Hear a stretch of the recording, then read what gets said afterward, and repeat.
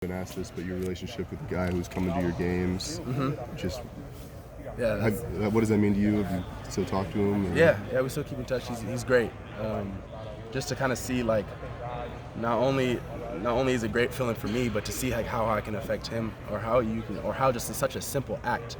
Like, I didn't give him money, I didn't give him a fortune, but just to see how a simple act can kind of just go out of their way to kind of not only feel good to somebody else, but kind of encourage them, maybe motivate them to want to change their life. And so, I mean, I encourage people around the world to kind of do the same kind of things. It's just like you just never know the kind of influence you have on people, especially world-class athletes, especially not even college, but NFL, like the kind of touch they can have on the youth and stuff like that. If they can do that, I'm for it. Absolutely. I'll let these guys answer some questions. When you have like 1,000 yards every high school football season, you just dominate. And then you look at like Ohio State's receiver stat lines, and you see like 600 yards as the leading receiver, 800 yards as the leading receiver, and none of those guys really are ever up for major awards and stuff. Yeah. You're getting recruited, and people are telling you you can be the man, you could win the Blitnikoff Award at this school, you could do this at this school. Why?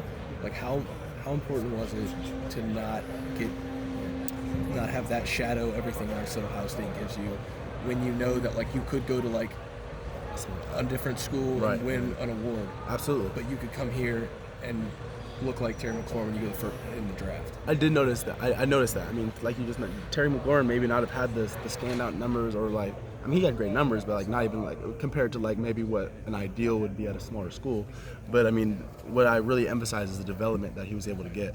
I mean, the development, like regardless of what your numbers are, the development is always going to be there. And so when you get to that next level and you get into a program where you are able to go for those big numbers, you will, and you'll be able to do that. And so I did notice that the numbers here aren't as like, I don't really know how to, you know what I'm trying to say. And then when you come in with Jackson, who has done the exact same thing, same thing and broken all those Texas records, and Julian, who's like a top 5 player in the country, does that kind of automatically set you up for like, okay, I know I'm not going to have 1,500 yards receiving in a season because these two are going to be insane good too? Yeah, I mean, that's fine with me. I'm totally understanding and aware of that. Like I said, as long as I'm growing and my team is winning, like whatever I can do to win, if that's 600 yards in a season, or if that's 2,000 yards in a season, whatever I got to do to help the team win is really where I am, where I stand, and what I'm trying to do for the team. So. Was there a moment in your recruitment where you kind of had to put like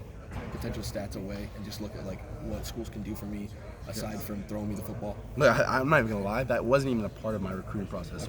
Was what do I think my numbers could be? I didn't even think about that at all. And so when I got here, I did notice that, but I didn't really think twice about it. I mean, it's the game I love to play. I mean, I think it's more than just some numbers. I think it's as long as we're winning, really. I mean, there is part of you that being an All-American would be amazing. Doing this would be amazing. Like, was there a moment, like maybe like early on in your recruiting process, where you decided like this, and this, we're going to decide where I go to school. This, and this, we're going to.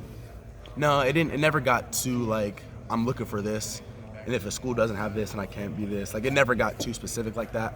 But like I don't know if you were here earlier, but I just mentioned like as soon as I got here, I just knew this is where I wanted to be, really. And I took one official visit, and it was here, and I said I don't want to go anywhere else. So I knew this was the spot, and so yeah. Why?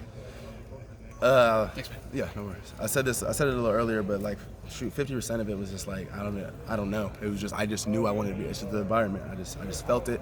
This is where I wanted to be. And the other 50% is like I just feel like if I mix a Coach Hartline receiver room with a Coach Mick weight room, it's just I just see like the way people develop here, and I wanted to be a part of it. I knew I wanted to be a part of that environment, and a lot of people may look into like I don't know jerseys or what kind of numbers they might be able to get.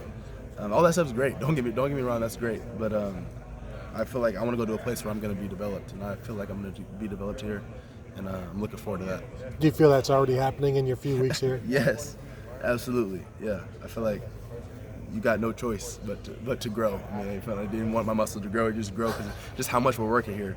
You get thrown in right away. I don't even feel like a freshman here. You just kind of you go right in, and they throw you just in the water with no life jacket. It's your choice. You want to swim or you going to drown? Like, what's your deal? And then getting to do that with everybody else here, you know, so you're not alone. How does that help you when you guys are all going through experiencing the same thing at the Yes. same time. Yeah, I mentioned it earlier. It helps you. You really grow with people that you struggle with. I mean, I'm not gonna call it a struggle, but it kind of a struggle at the same time. It's like it's not a bad. It looks struggle. like a struggle on video. Right. Yeah. It's not a bad struggle. It's a great struggle, but it's a struggle.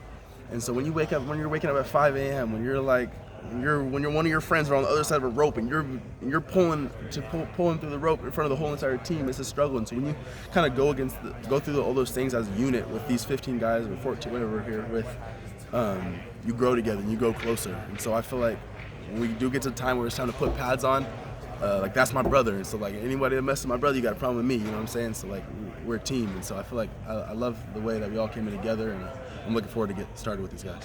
G, what did you think of what Gary